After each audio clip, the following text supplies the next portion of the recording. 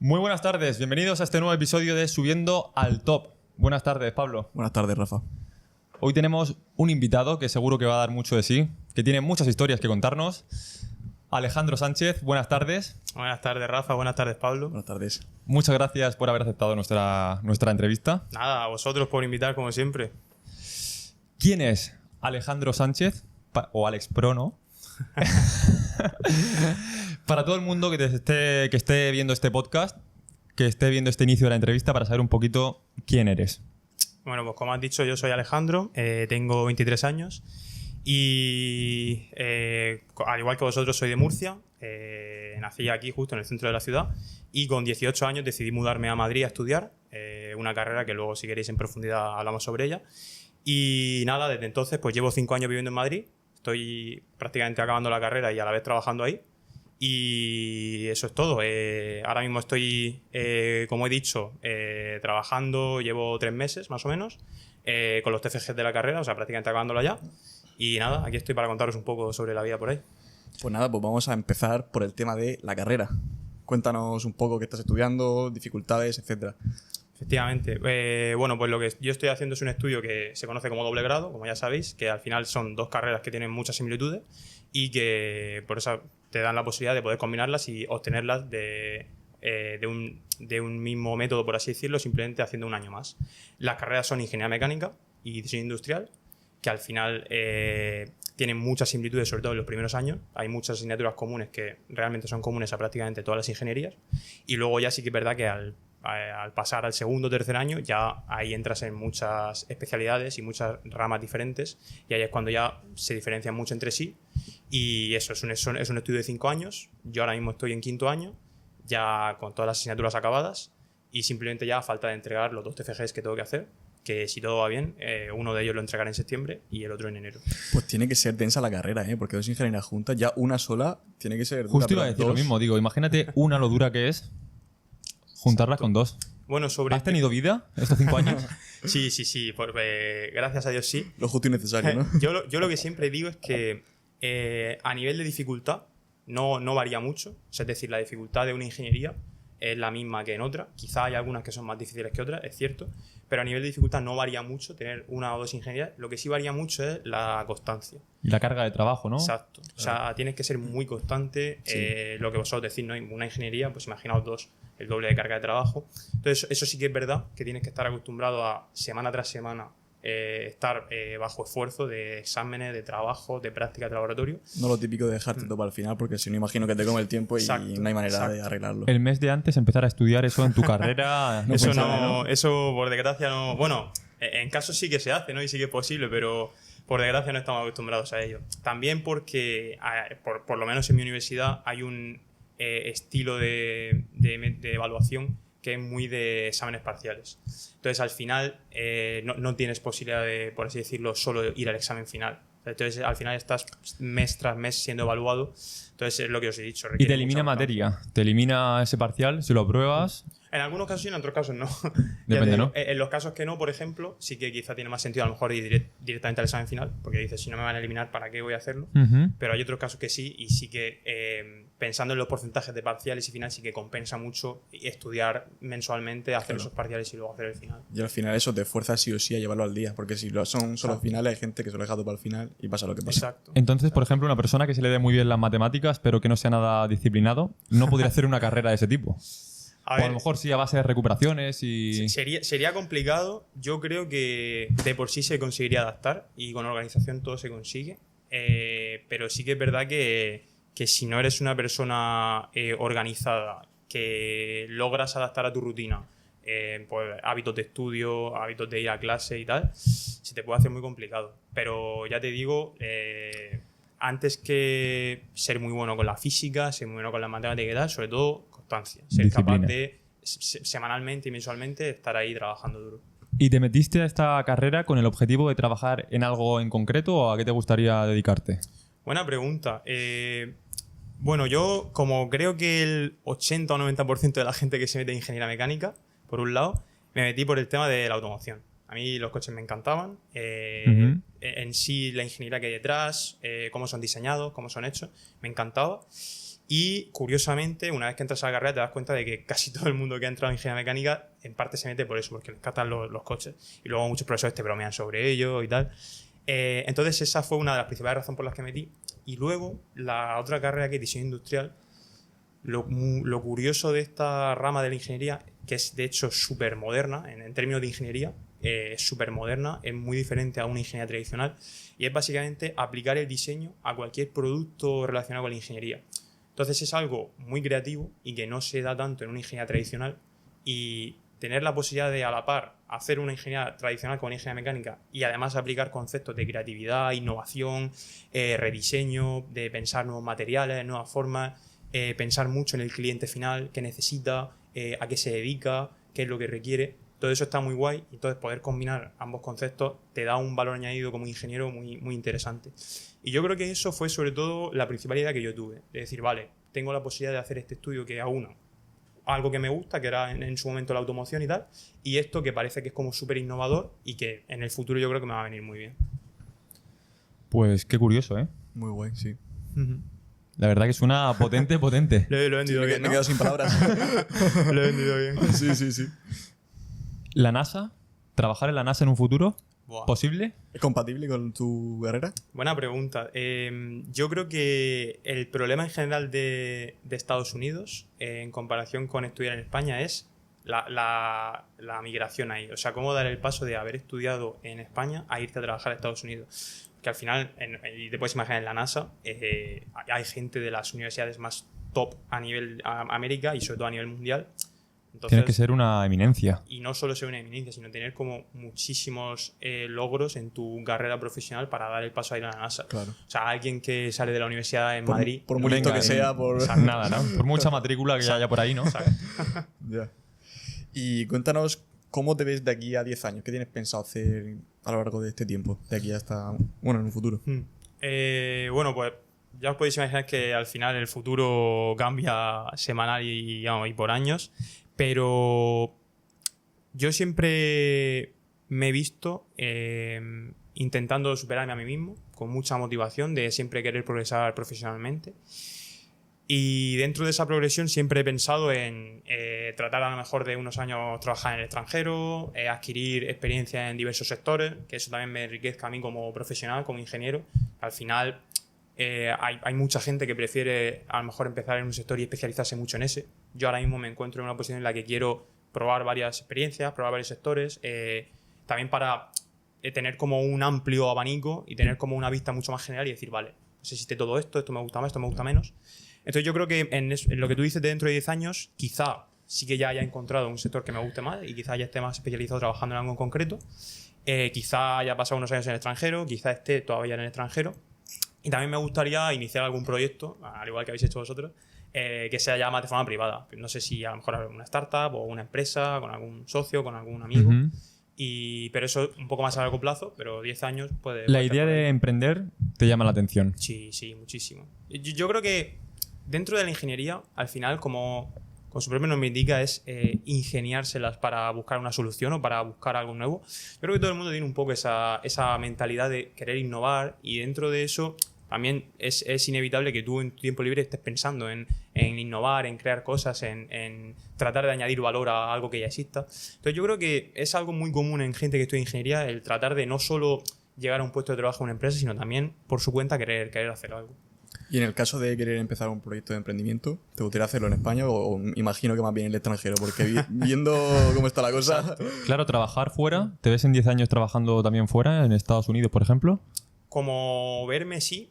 Sí que es verdad que quizá Estados Unidos, por el tema de la distancia, me echa un poco para atrás. Lo que pasa es que, bueno, pues como ya sabéis, pues el American Dream y tal, está muy guay lo de ir a Estados Unidos. Pero sí que me veo perfectamente. Luego también a nivel empresarial y a nivel de condiciones salariales, de estilo de vida, es que el extranjero es muy atractivo.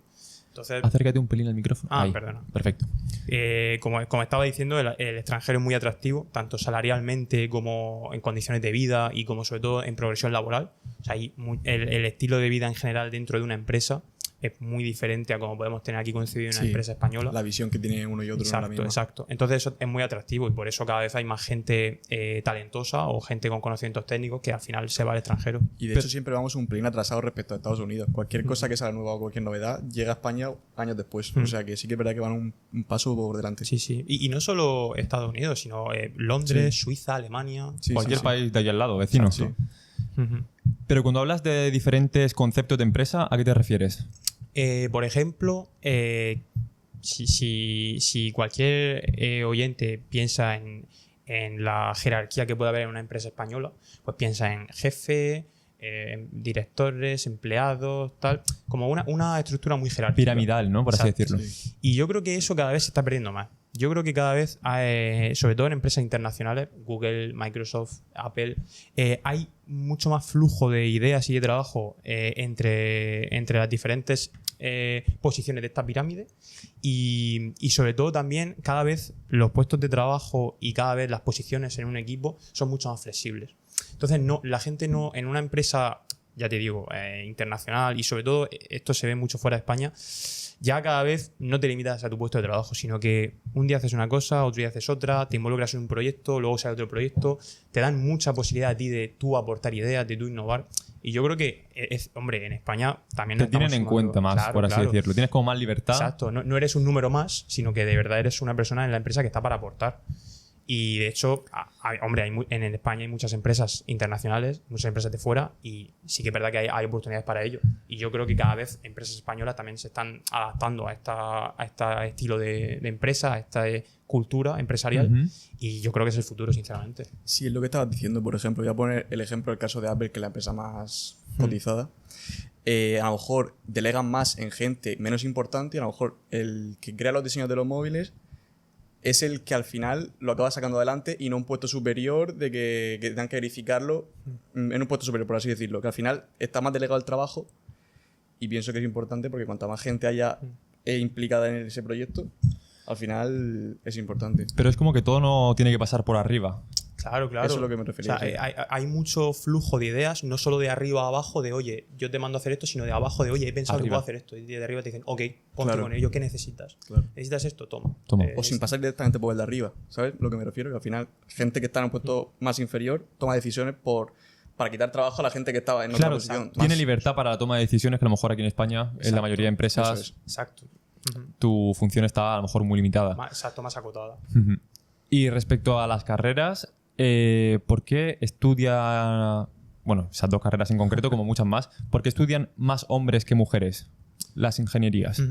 Bueno, yo creo que tradicionalmente el mundo técnico de ingeniería, matemática, física, ha estado más asociado a los hombres, yo creo que sobre todo por gustos y quizá por cánones sociales. Y es cierto que es algo que cada vez va a menos. O sea, cada vez hay muchas más mujeres en este tipo de carreras. De hecho, en una de mis carreras, en diseño industrial, hay más mujeres que hombres. Y te diría que notoriamente más mujeres que hombres. O sea, yo, por ejemplo, en mi primer año, yo me acuerdo que algunas asignaturas las tenía solo con la gente que estudiaba diseño industrial. Y yo recuerdo que en algunas asignaturas éramos a lo mejor 60 en clase y éramos 10 hombres y 50 mujeres. Y eso, por ejemplo, en mi caso, que es muy peculiar, pasa porque el diseño industrial, como tiene muchas facetas de creatividad, de innovación, de dibujar y tal, y eso es algo que quizá las mujeres pues se sienten más identificadas o también se le da muy bien. O sea, al final, yo lo admito que yo durante toda mi vida, tanto en el instituto como en la carrera, yo he visto a más mujeres que hombres siendo creativas, dibujando mejor, y yo creo que por eso también muy asociado a lo que es el diseño, que yo creo que si tú hablas de diseño, si te viene más a la cabeza, pues a lo mejor diseño de moda, claro, que también está relacionado con más mujeres. Entonces yo creo que por ese lado, en esta parte de mi carrera hay muchas más mujeres, pero sí que es verdad que en carreras más técnicas, pues en ingeniería mecánica, sí que todavía se ven más hombres. Pero ya te digo, está cambiando. Cada vez hay más mujeres. La balanza se está equilibrando, sí. Fíjate. ¿Y actualmente en qué trabajas? Pues yo ahora mismo estoy trabajando en Amazon. Ahora mismo estoy de prácticas. Llevo 3 meses en Amazon. Mi periodo de prácticas se acaba a final de agosto. Y si todo va bien, que creo que de momento va en orden, continuaré trabajando ya con posición fija en septiembre. Bueno, os podéis imaginar que Amazon es una empresa muy grande. O sea, como ya os he mencionado, antes de empezar a grabar, es una macroempresa con dentro pequeñas empresas, se podría decir, pero todo es Amazon. Y yo, por ejemplo, estoy en una sección que se llama Amazon Logistics, que se encarga de ser logísticas a nivel europeo. Y te puedes imaginar que lo que hago yo pues no tiene nada que ver con lo que trabaja alguien en Prime Video, por ejemplo. Claro. O lo que trabaja un programador en Twitch. O sea, es completamente diferente. O gente que se encarga en ventas de negociar con los clientes que venden productos en Amazon. Entonces, dentro de Amazon es un mundo completamente distinto para cada trabajador. Y eso también está muy guay porque te da la oportunidad de literalmente dedicarte a lo que tú quieras. Entonces, es un mundo a explorar muy, muy interesante. Cuando acabes, vas a empezar a trabajar en esa misma empresa en septiembre. Se lo han confirmado ya. Sería la idea. Quizá en el equipo en el que estoy en concreto, ¿no? Porque ahí ya entras en un tema de si de verdad hay vacantes disponibles, si hay presupuesto para abrir una posición nueva. Entonces ahí ya sí que tienes que hacer como un poco de investigación de, vale, pues a lo mejor hay otros equipos a los que puedo ir, a lo mejor incluso otras secciones diferentes, a lo mejor, no lo sé, a lo mejor moverme a trabajar en ventas, a negociar con empresas, o a trabajar en equipos que se encarguen de presupuesto de Amazon, o incluso, yo que sé, moverme a Prime Video. Hay muchísimas posibilidades. Sí, te quería preguntar también cómo es el rollo dentro de la empresa. Los trabajadores, ¿cómo son? Bueno, Amazon es una empresa, por supuesto, internacional y, como podéis imaginar, súper multicultural, muchísima diversidad. O sea, literalmente hay gente de todo el mundo trabajando en Amazon. Yo estoy constantemente en mi día a día hablando en inglés con gente de Alemania, bueno, como yo trabajo a nivel europeo, sobre todo gente de Europa, de Inglaterra, Alemania, Polonia, Francia, pero gente que a lo mejor trabaja globalmente pues con gente de la India, de Estados Unidos, de América. ¡Qué barbaridad! De Asia, o sea, una barbaridad. Y dentro de la empresa como tal, es lo que os he dicho, hay una cultura empresarial muy innovadora. O sea, muy de no eres un trabajador más, sino que eres una persona que si Amazon te ha elegido es porque tienes un valor para aportar a la empresa. Rollo Estados Unidos, ¿no? Y se espera de ti que lo hagas. Se espera de ti que aportes ese valor. Se nota que la empresa no es española. No, quiero decir que tiene ese toque O sea, por de ejemplo, mentalidad internacional. Totalmente. Por ejemplo, no solo en mi caso, sino toda la gente que conozco que está de prácticas en Amazon, evidentemente se nota que están de prácticas, pero que los tratan como un trabajador más y tienes tus responsabilidades como un trabajador más, no estás haciendo fotocopias. O sea, estás realmente involucrado en proyectos como si fueras un trabajador más y se espera de ti que aportes el valor y que des las soluciones que se esperan de cualquier trabajador. Evidentemente adaptado a que eres una persona que a lo mejor acaba de salir de la carrera, pero... Y es una buena manera de motivar a la gente, porque a lo mejor una persona que entra en cualquier otra empresa te limitan y te dejan hacer A y B. Claro, totalmente. Entonces, es muy importante esto. Sobre todo es un buen método que tiene Amazon para captar talento y que la gente que entra de práctica luego quiera quedarse en Amazon. Que al final, si tú has visto que te han dado un hueco, que te han dado tu espacio para decir, oye, propon cosas, oye, tal, ¿qué te parece esto? ¿Te parece bien? Venga, hazlo.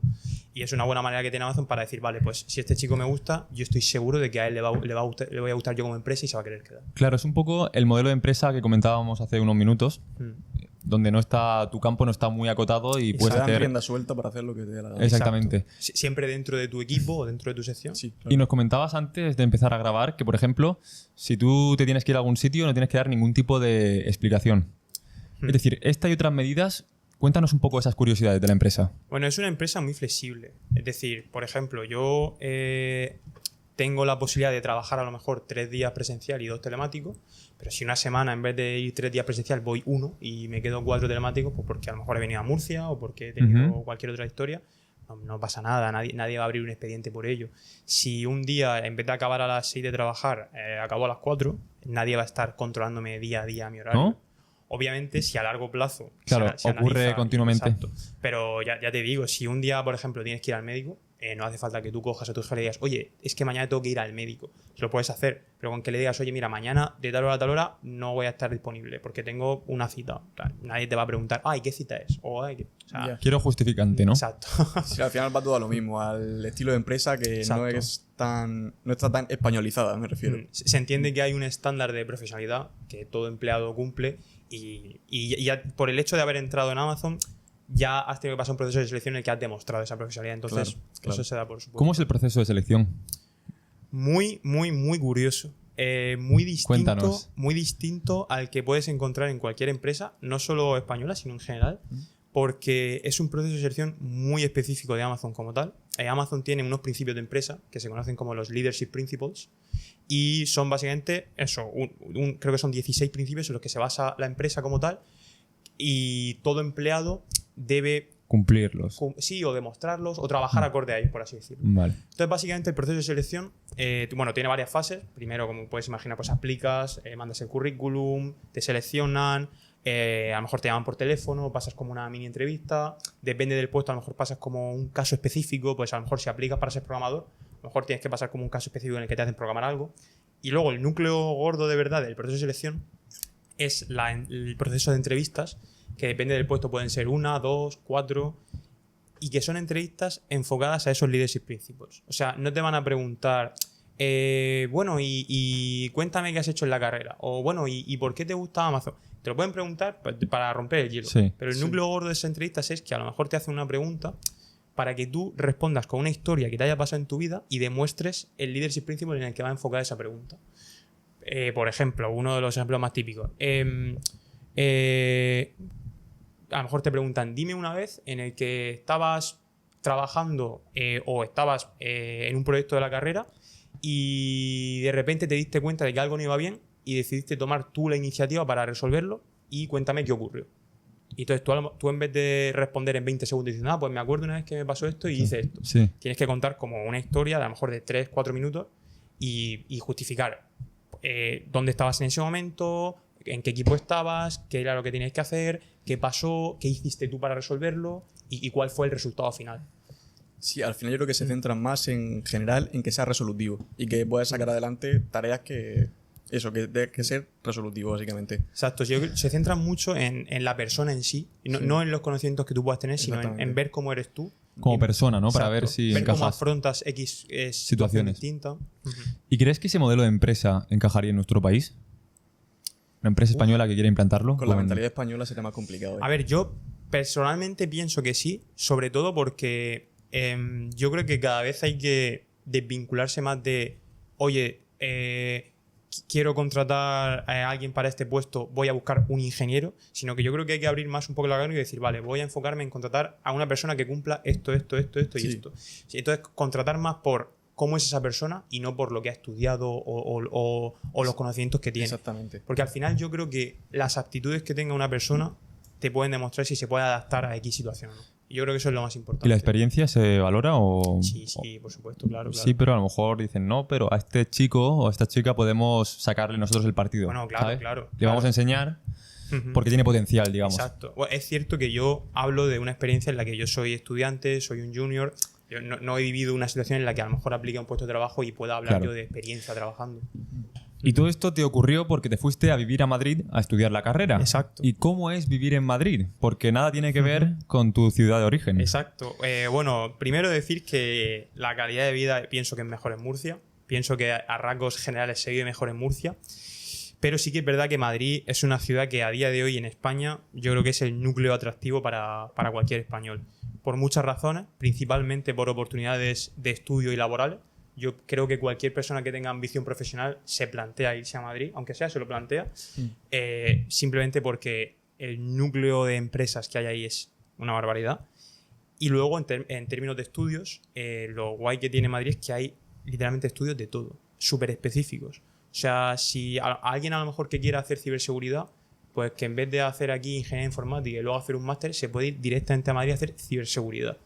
Y eso es algo que te da mucha oportunidad porque encima la mayoría de empresas grandes que hay en Madrid lo que tienen a mano es la gente que estudia en Madrid. Entonces, dar el salto de irte a estudiar ahí ya te permite partir de una posición ventajosa para luego progresar y profesionalmente ahí.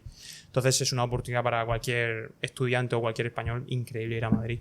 Siguiendo hablando de la ciudad, ¿Sí? Es una ciudad que tiene de todo. O sea, oferta gastronómica, de ocio, Sí, al deporte, final, tienes de todo. lo que estamos diciendo antes, busque lo que busques, en Madrid lo tienes. Exacto. Para lo bueno y para lo malo. Pero sí. Exacto. Y ya hablando de lo malo, sobre todo las distancias, tema de transporte. Al final necesitas transporte público para ir a todos sitios. Pero a rasgos generales es una ciudad que a todo el mundo que va, yo conozco muy poca gente que haya dicho, no me gusta, me quiero volver. Pero en general, en cuanto a calidad de vida, ¿con qué te quedarías? ¿Con Murcia o con Madrid? En general, abarcando todo, lo que es todo. Te diría que Murcia, sobre todo por la posibilidad de tenerlo todo a mano. Salir del trabajo y poder tomar algo con los amigos, tener a la familia 5 minutos andando. Si necesitas coger el coche en 10 minutos estás en cualquier sitio de la ciudad. Eso en Madrid no se tiene. Sí, al final todos los que somos de aquí acabamos diciendo lo mismo. Yo, por ejemplo, he ido varias veces a Madrid, pero para un finde, para estar un rato. Pero para vivir ahí yo no me veo viviendo ahí, la verdad. Totalmente. No Es sé que tú, se pero pierde una calidad de vida brutal. Sí. La Y gente que bueno, se pasa hora y media en el coche todos los días de lunes a viernes, eso es calidad de vida, eso por mucho servicio que tenga y por muchas cosas que tenga. No, es una barbaridad. Y luego ya si hablamos de la vivienda, pues claro, está muy guay Claro. Madrid, pero ¿la gente vive en Madrid o la gente vive a las afueras de Madrid? Que es Claro. como no estar en Madrid, básicamente. Exacto, que no es lo mismo. Entonces, ahí hay un problema de O vive en Madrid en una habitación de 10 metros cuadrados. Claro, A precio de oro, claro. Entonces, claro, pero el problema realmente es que hay mucha demanda. Todo el mundo quiere vivir en Madrid, Es que todo es el eso. mundo quiere ir a Madrid. Entonces, claro, ahí hay un problema de decir, vale, pero ¿a qué coste? No solo de dinero, sino de vida. Entonces, Claro. ahí está el problema. Y cambiamos radicalmente de tema, Pablo. Totalmente de tema. Cuéntanos. Ah, no, cuento yo. Vale, cuéntanos. Vale, tengo la chuleta de que nos han dicho que también juegas al póker. Ahí estoy. Cuéntanos un poco en general, para la gente que no sepa jugar, nociones básicas que haya que saber para jugar al póker. Bueno, el póker, como sabéis, es un juego de cartas en general. También es un juego de azar. Pero una cosa que sí me gustaría decir del póker es que, aunque todo el mundo tiene un poco el estigma de que es un juego de casino, es el único juego Es en el verdad, que, ¿eh? Eso es verdad. Y yo lo tengo. es yo... el único juego en el que no juegas contra el casino, juegas contra otra gente. Entonces, al casino le da igual que ganes tú, que gane Rafa o que gane yo. El casino se va a dar la misma comisión. Entonces, lo primero, que la gente pierda un poco el estigma de decir, ludopatía o Ludopatía, casino, claro. tal. Está enganchado al juego. Es un juego en el Sí. que juegas contra otras personas y Claro. en el que influye el azar, porque es un juego de cartas, Sí. pero a largo plazo gana el mejor. Y lo más importante, que el casino se lleva la misma comisión, gane uno que gane otro. Entonces, eso lo primero.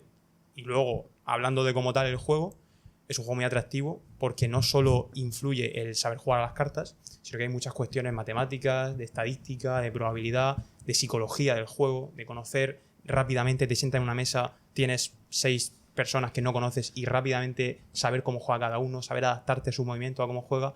Es un juego muy atractivo, sobre todo a la gente que le suele gustar las matemáticas, le suele gustar ser resolutivo y sobre todo a la gente que es competitiva. Es un juego que engancha mucho por eso, porque te dan ganas enseguida de querer mejorar y de querer ser mejor y de querer ganar. Pero ¿hasta qué punto... Uy, se me ha enganchado el auricular.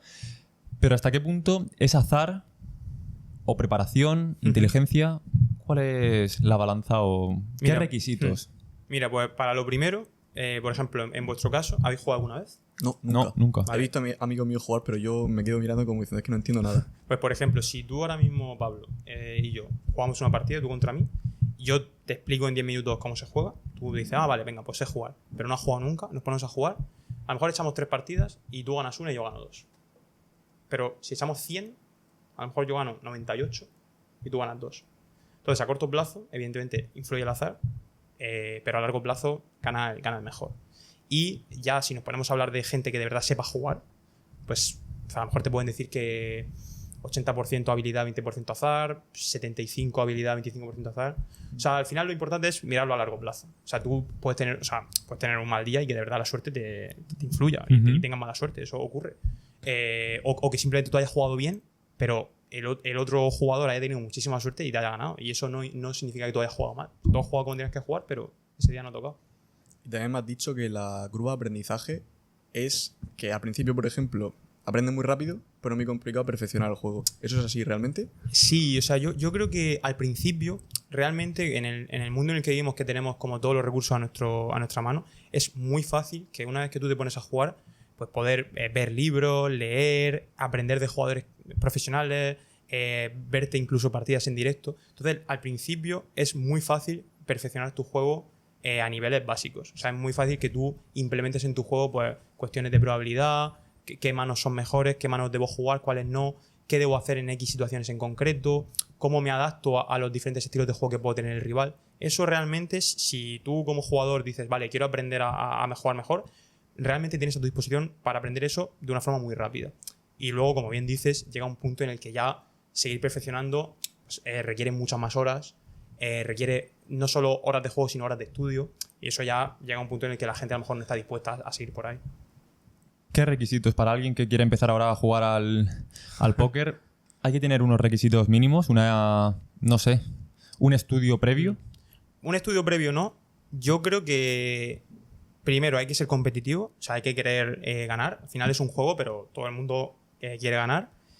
Segundo, creo que hay que ser una persona metódica, que no te dejes guiar por impulsos. Es decir, si tú tienes estudiado que en X situaciones debes jugar así, así y así, que a lo mejor no te puede el impulso de en un momento determinado decir, no, pero esta vez quiero jugar de otra forma. Tienes que ser muy frío, ¿no? O sea, exacto. Si de verdad tú has estudiado y tienes la experiencia de que en tales situaciones tienes que jugar así, así, así, porque a largo plazo es lo que más te va a dar beneficio, ser capaz de no guiarte por tus impulsos y ser capaz de guiarte por lo que has estudiado.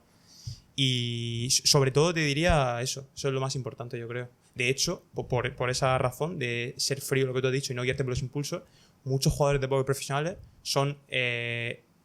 los intentan reclutar de empresas de inversión, porque no se dejan guiar por los altibajos de la bolsa. Y por las emociones, básicamente. Exacto.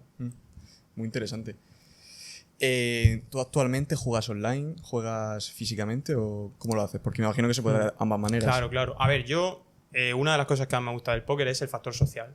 Yo al póker sobre todo juego con amigos míos que también les gusta muchísimo, y lo guay del póker es que a la vez que tú estás súper metido en el juego y estás jugando y estás realmente pensando en quiero ganar, si estás jugando con amigos puedes tener una conversación, puedes estar cenando, puedes estar hablando de la vida. Entonces combina muy bien el decir, vale, pues estamos entre amigos, estamos hablando, estamos en una reunión social y a la vez estamos jugando.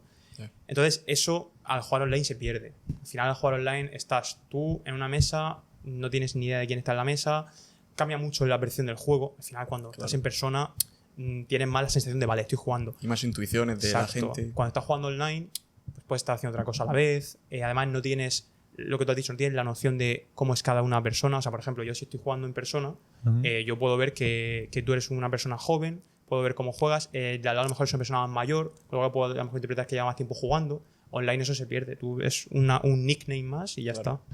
¿Y nos puedes contar alguna experiencia que has tenido jugando al póker? O sea, ¿tú ganas dinero con esto o lo tienes más como hobby? Imagino que sí, pero... O sea, ahora mismo te diría que más como hobby. Es cierto que en el overall, si analizo lo que me he gastado y lo que he ganado más que he perdido.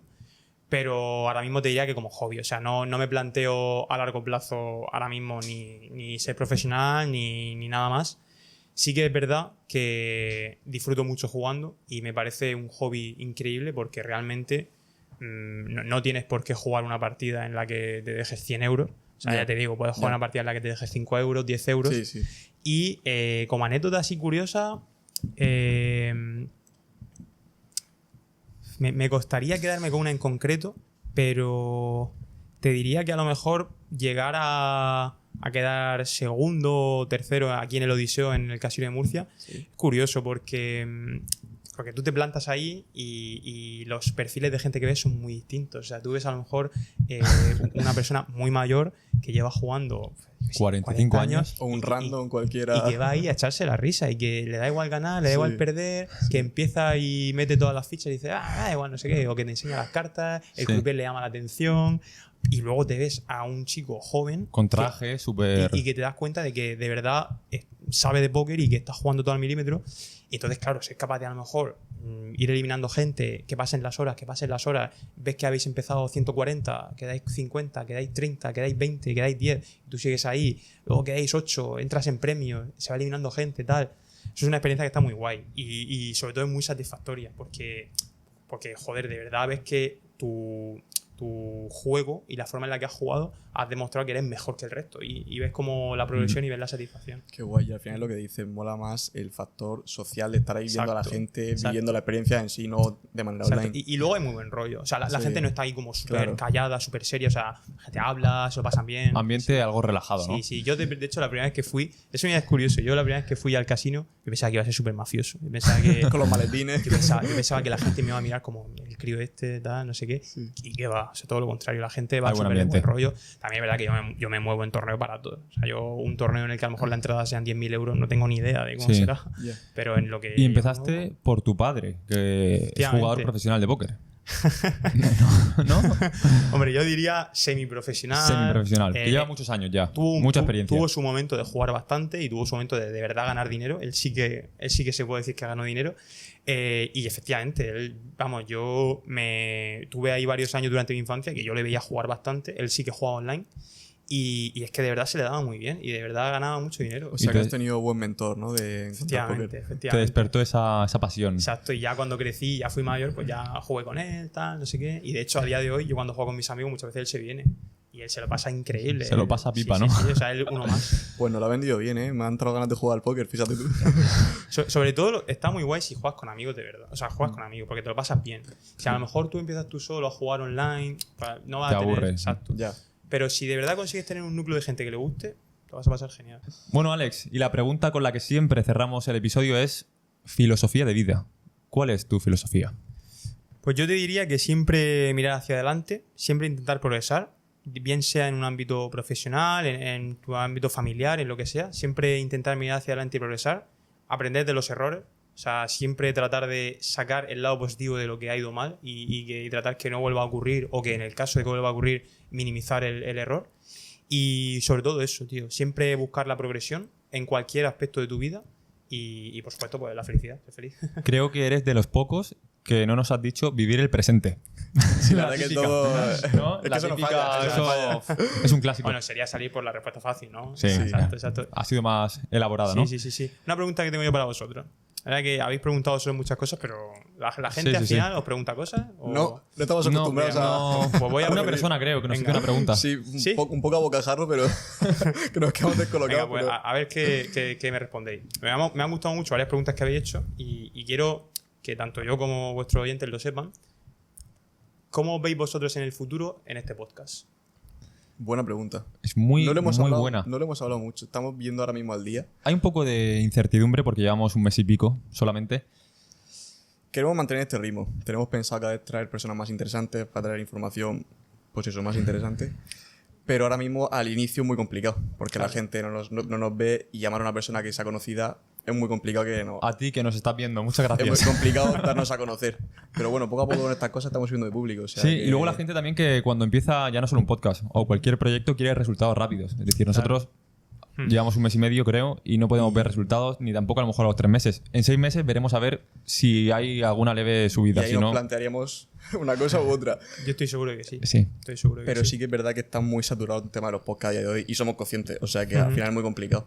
Pero estamos haciendo esto como hobby, o sea que mientras que sigamos así y no nos quite Efectivamente. mucho tiempo y sea llevable a largo plazo, encantados. Y por pura curiosidad, Sí. como has dicho de que el mundo del podcast ahora mismo cada vez está más saturado, ¿qué creéis que debe tener un buen podcast para, no te diría triunfar, pero para de verdad que al oyente le resulte interesante Al escucharlo? final es tan simple como información de valor. El contenido, Que aporte a la gente. el contenido. Que es muy fácil decirlo, pero es complicado llevar a cabo. O sea que... Puedes hacer un podcast con una cámara y sin micrófonos, que si el contenido es muy, muy bueno, va a triunfar. Totalmente. ¿eh? Y por eso lo que te decía, al final traer gente conocida e interesante, pero que al principio es muy complicado. Y poco a poco... Alejandro ha sido interesante, ¿eh? No, sí, a mí me Y la gusta mucho mayoría la entrevista. de ¿eh? los que hemos No, sí, traído. sí, ¿Qué estás sí. diciendo, Pablo? ¿No te dejas mala mía ahora o qué? No, hombre. Quiere decir gente conocida. Efectivamente. Sí, famosa. Ujú. Que- Es decir, tú en 10 años. Bueno, yo en Exactamente, 10 no, no. años hacemos otro episodio. Y también me ha molado mucho lo que has dicho de probar muchas cosas, que también lo hablamos ayer. Que al final, si no pruebas muchas cosas, no sabes realmente lo que te gusta y no puedes ir descartando lo que sabes que no vas a hacer el resto de tu vida. Efectivamente. O sea que es muy importante y me gusta mucho. Alejandro Sánchez, muchísimas gracias por haber aceptado nuestra entrevista. Ha sido un auténtico placer. Muchísimas gracias a vosotros. Ay. Un placer, Rafa, Un otro día placer, más. Pablo, y a todos los que nos ven, muchísimas gracias. Tercer día de grabación seguido. Seguido, ¿eh? Esto Nunca no lo está hemos pagado. hecho. ¿eh? 3 días. Sí, sí. Estamos que nos vamos a retirar una semana por ahí. Dos semanas de Subiendo el vacaciones. nivel de producción, ¿eh? Sí, sí, Sí, sí. No vamos abasto, ¿eh? Nos vemos en el próximo episodio de Subiendo al Top. Adiós. Hasta la próxima.